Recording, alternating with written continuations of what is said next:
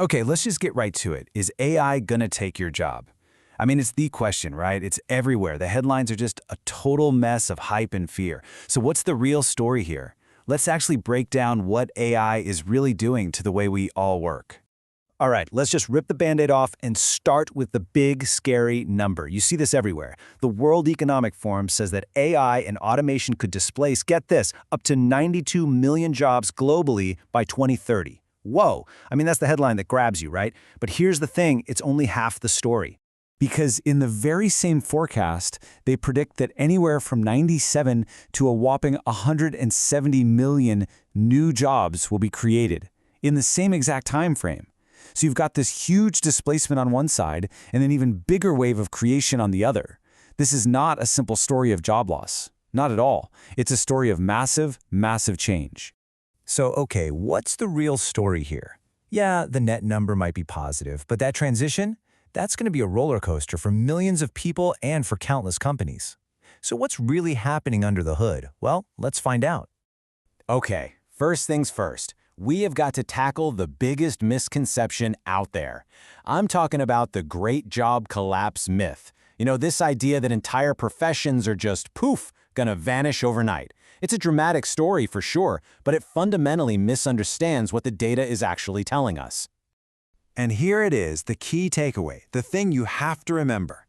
It's not a job collapse, it's a task redesign.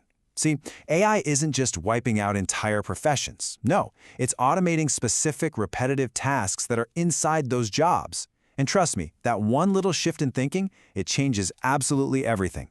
Which brings us to the reality of the situation. We're smack in the middle of a task revolution. Seriously, if you want to understand the future of work, you've got to stop thinking about job titles and start thinking about the collection of individual tasks that actually make up those jobs. And this right here really says it all. Look, while a lot of jobs, maybe up to 60%, will see some pretty big changes to their day-to-day tasks, only about 12% are fully automatable right now. And that's a huge difference, right? There's a massive gap between a job being affected by AI and a job being totally replaced by AI. And it's in that gap, that's where all the opportunity is. Okay, and this is where it gets really interesting. Just look at the pattern here. All the routine stuff, the data entry, the scheduling, that gets automated. The complex things, like making tough judgment calls or brainstorming new ideas, that gets augmented. It gets a boost from AI. So, what's left for us humans? Well, it's the truly human skills.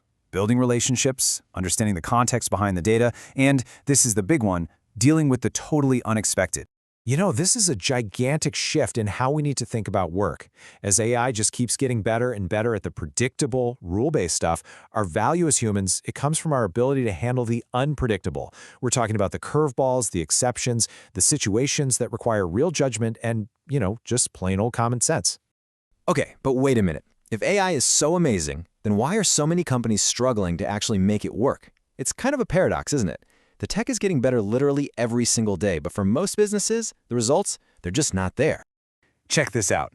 A whopping 95% of generative AI pilots fail to deliver any real meaningful business value. And listen, that's not because the AI is broken, it's because the organizations are. They're going out and buying the fancy new software, but they're not changing their old habits, their old workflows to actually use it effectively. But then, in stark contrast, you've got this elite group of companies. It's about 7% of all enterprises, and researchers are calling them dynamic organizations. These are the ones who've cracked the code.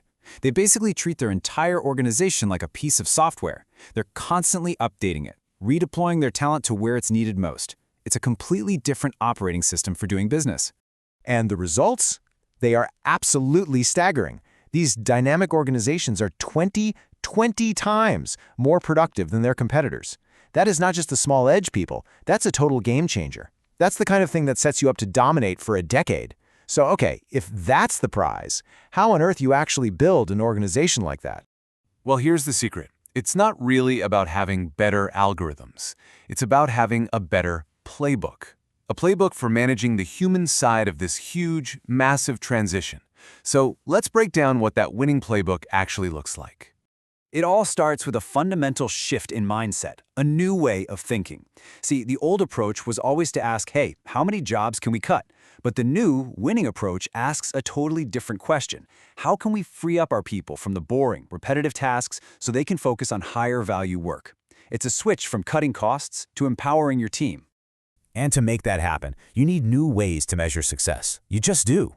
The best companies out there, they're ditching the old-school metrics and they're focusing on what really matters. So first up is something called automation-adjusted output. Now, that's just a fancy way of asking, are our people actually getting better at their jobs, or is the AI just picking up the slack? This makes sure that AI is a tool that elevates human skill, not just a crutch that lets it wither away. Okay, next up, the redeployment rate. Think of this as a crucial health check for your whole organization during this transition. It's simple. It just measures how many of your people in those AI-impacted roles you're able to successfully move to new, valuable positions inside the company. And a high rate here isn't just nice to have. No, it's a clear sign of a healthy, adaptable organization that actually values its talent. And finally, there's training to placement conversion. So many companies talk a big game about reskilling their workforce, but does it actually lead to anything? This metric cuts right through all that noise. It asks one simple, powerful question. Are the people we're training actually getting the jobs we trained them for? Because if they're not, then all that training is just competency theater. It looks good on paper, but it's totally disconnected from your company's real needs. I know, this might seem a little overwhelming, but believe me, there's a clear path forward. So let's bring this all home and look at 5 concrete steps you can take, like right now, to start building one of these dynamic organizations. All right, here's your playbook. Step 1. Decompose your roles into task-level maps. You just can't automate or redesign what you don't understand on a really granular level. Step 2. Build the internal plumbing, the infrastructure to move people around before you desperately need it. We're talking about career pathing tools that make it easier to find a new role inside your company than it is to go find one outside. 3.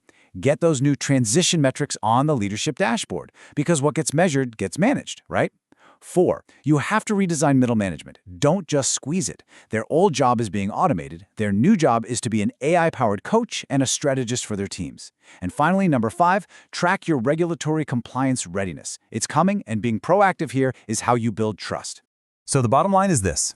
AI is not a technology problem. It's a people and process problem. The companies that are going to win in the age of AI, they won't be the ones with the smartest algorithms.